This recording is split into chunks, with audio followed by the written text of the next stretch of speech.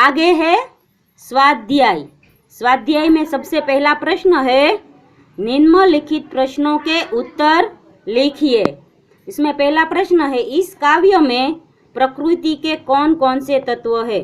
तो बच्चों इस काव्य में प्रकृति के तत्व सूर्य, चंद्र, भूमि, आकाश, हवा, पानी आदि है। फिर है काव्य का शीर्षक एक जगत एक लोक क्यों रखा गया है। क्योंकि इस काव्य में हमें सीख दी है कि हम सबको एक समान देखना चाहिए, एक होकर रहना चाहिए, हम सबका दुनिया एक ही होनी चाहिए और हमें विश्व बंधुत्व की भावना का विकास करना चाहिए। इस जगत के सभी लोग हैं वो एक ही है, इसलिए सभी लोगों को एक साथ रहना चाहिए। फिर तीसरा प्रश्न है आप इस काव्य को और कौन से शीर्षक देना चाहेंगे। तो हम है इस काव्य को और शीर्षक ये देंगे विश्व बंधुत्व की भावना और मानवता का संदेश। ये दो शीर्षक हम दे सकते हैं।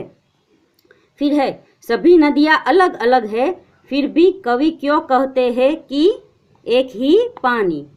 तो बच्चों हम सबको पता है कि कई सभी नदियों में पानी है वो बारिश से आता है और बारिश है वो बारिश का पानी है वो सागर से जब भाप निकलकर ऊपर जाती है तो बारिश का पानी बनता है और अंत में सभी नदियों का पानी है वो सागर में मिल जाता है। और सभी इसीलिए कहा गया है कि सभी नदियाँ है अलग अलग पर पानी है एक।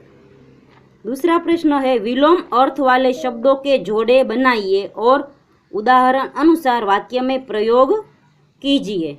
तो बच्चों यहाँ पर सबसे पहला है पास और दूर। इसका यहाँ वाक्य में प्रयोग किया है मेरे घर के पास मीना का घर है। मीना का घर मेरे घर से दूर नहीं है। तो दोनों का अर्थ एक ही होगा कि भाई मीना का घर मेरे पास है, फिर मैं बोलूँगी मीना का घर मुझसे दूर नहीं है। ऐसे ही हम दूसरे वाक्य बनाएंगे। पहला है मृत्यु। मृत्यु तो जीवन, तो हम बनाएंगे किसी को मृत्यु अच्छी नहीं लगती, सबको जीवन अच्छा लगता है। फिर है प्रकाश। प्रकाश का अंधकार, तो हम बनाएंगे हमारे जीवन में हमेशा प्रकाश रहना चाहिए। फिर दूसरा वाक्य होगा हमारे जीवन में कभी अंधकार नहीं आना चाहिए। फिर है शुभ और उसका विलोम होगा अशुभ। तो हम लिखेंगे हमें सबके लिए शुभ सोचना चाहिए। और दूसरा वाक्य लिखेंगे हम किसी के लिए अशुभ नहीं सोचेंगे। फिर है चेतन और चेतन का विलोम होगा जड़। चेतन यानी जिसमें जीव है ऐसा, और जड़ यानी जो निर्जीव है वो। मनुष्य का मन चेतन होता है। और दूसरा वाक्य लिखेंगे मनुष्य का मन जड़ नहीं होता। आगे है स्वामी और उसका विरोधी होगा दास। तो भगवान है वो सबके स्वामी है। और दूसरा वाक्य लिखेंगे भगवान किसी के दास नहीं होते।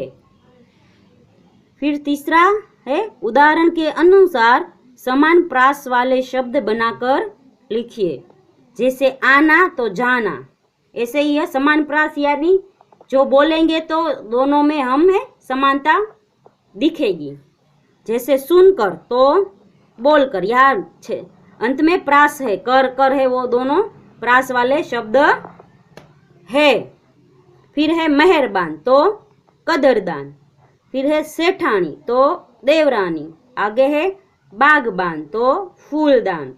फिर है जेठानी तो सेठानी। आगे है पढ़कर तो लिखकर। फिर है निम्नलिखित भाव दर्शाने वाली काव्य पंक्तियाँ लिखिए। तो बच्चों यहाँ पे ये वाक्य दिया गया है, ऐसे भाव दर्शाने वाली काव्य पंक्ति हमें पाठ में से ढूंढकर लिखनी है। पहला है पूरे विश्व में एक ही सूर्य का प्रकाश है, एक ही हवा चल रही है, एक ही प्रकार का जल है। तो ऐसा भाव दर्शाने वाली पंक्ति है एक चंद्र, एक सूर्य, एक भूमि, आसमान। एक तेज, एक हवा, एक ही पानी, ये हमें लिखना है।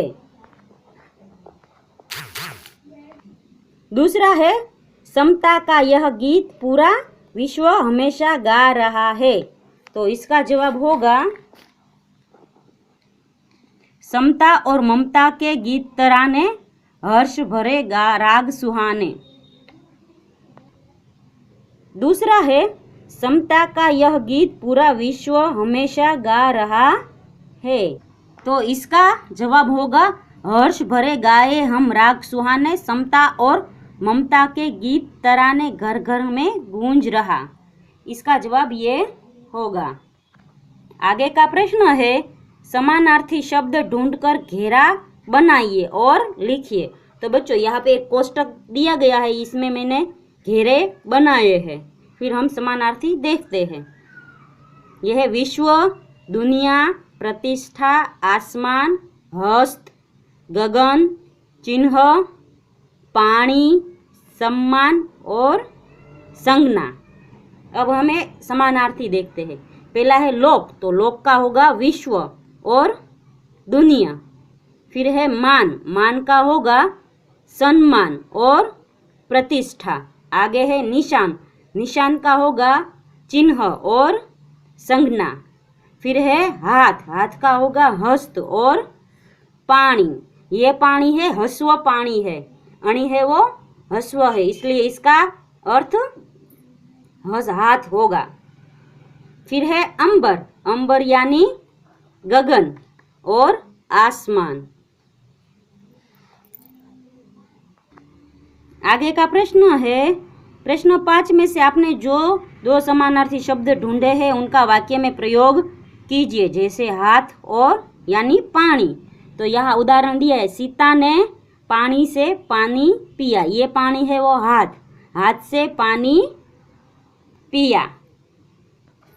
तो बच्चों ऐसे ही वाक्य है, ये आपको दो दो समानार्थी दिए गए हैं, उससे बनाने हैं। ये आपका होमवर्क का सवाल है। आगे 7वां प्रश्न है, नीचे दिए हुए चौरस में से उदाहरण के अनुसार संज्ञा शब्द बनाइए और उनका वाक्य में प्रयोग कीजिए। तो बच्चों संज्ञा यानी नाउन आप सबको पता है, नाउन यानी नाम। हम सबको पता है कि हम सबके लिए एक नाम है और सभी चीज वस्तुओं के लिए भी हमने एक नाम दिया है, जिससे हम उस चीज वस्तु को पहचान सके। यहाँ भी हमें है वो नाम यानी कि संज्ञा ढूंढनी है। जैसे सबसे पहले है सागर, सागर है वो जातिवाचक संज्ञा है, यानी सागर है वो सब सागरों के लिए कहा गया है। सागर से हम लिखेंगे सागर में जहाज चलता है। फिर है हिमालय, तो हिमालय बड़ा पर्वत है, हिमालय है वो व्यक्तिवाचक संज्ञा होगा, क्या कि पर्वत है पर पर्वत जातिवाचक संज्ञा है, पर हिमालय है वो व्यक्तिवाचक होगा क्योंकि पर्वत है पर उसका एक नाम दिया गया है। फिर है मालती, मालती है वो व्यक्तिवाचक संज्ञा होगा, मालती अच्छा गाती है।